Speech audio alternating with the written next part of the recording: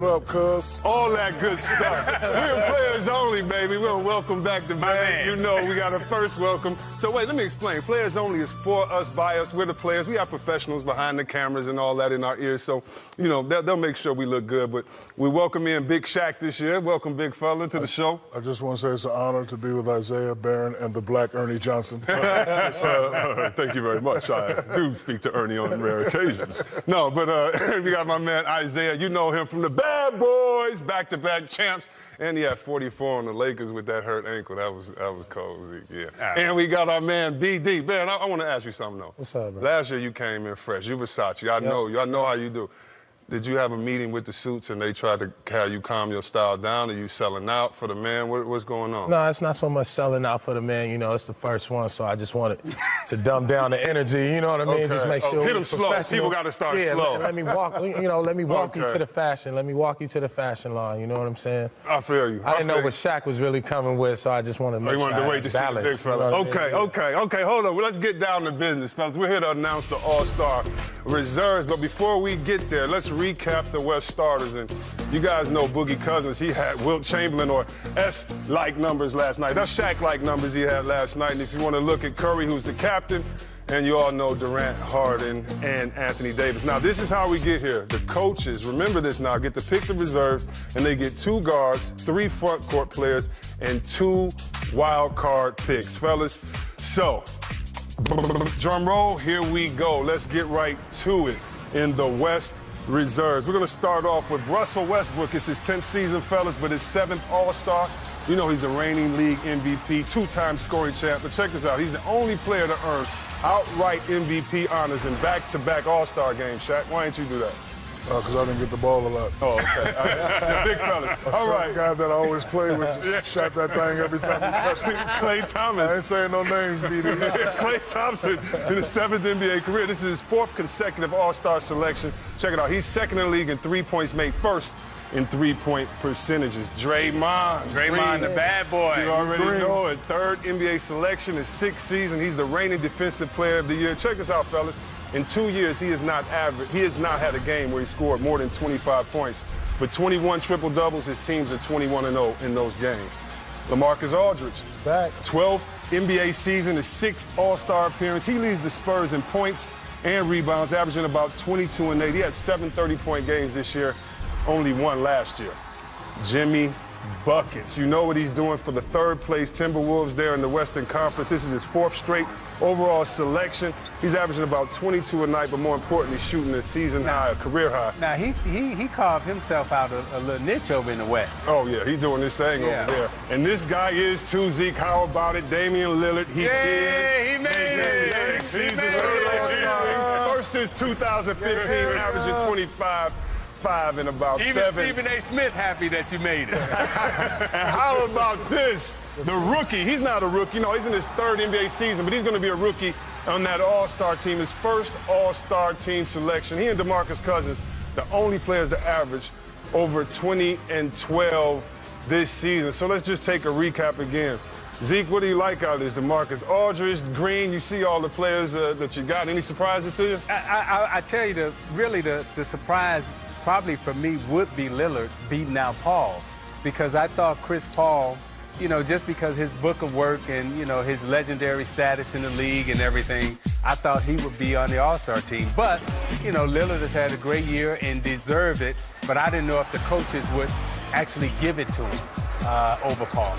Yeah, I'm really surprised that they got him here, but I want to kind of see our picks and who we had over here, because a lot of us, I think we chose some different guys. But first, let's get to Barron. Barron, I don't know if you ever had aspirations in coaching, but if you were a coach, you could only pick 3. But is there a reason why you picked 4 over here? Or? Well, I wasn't really privy to the rules. I thought that. What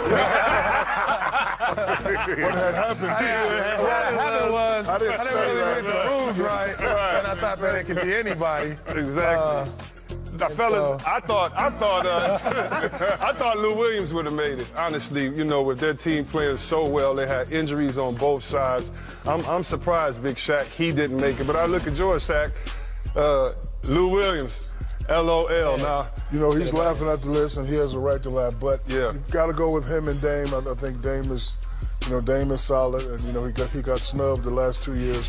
I wouldn't have been mad either if they picked Lou Williams or Dame Lillard, but he's definitely playing like an all-star. He has nothing to be ashamed of. He should be on that team. With all the injuries, Isaiah, I think Doc Rivers has done a great job coaching this year. You have injuries to all of his players. Lou Williams coming off of the bench. He had a 50-point game. This team shouldn't even be 9th, 10th in the playoff hunt.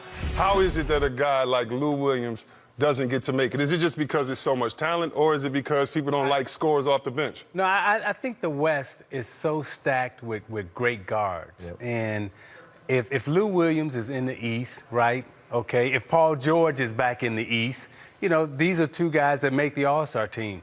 But out in the West, it's just so much talent out there that, it's not a knock against you if you don't make the All-Star team in the West, because there's just so much talent out there. BD, this is 13th season. He's averaging career highs, 23 points, 5 assists. Putting on the show. The Clippers did, all of their best players were out. This guy is the best player on the team. He's the playmaker. He evolved.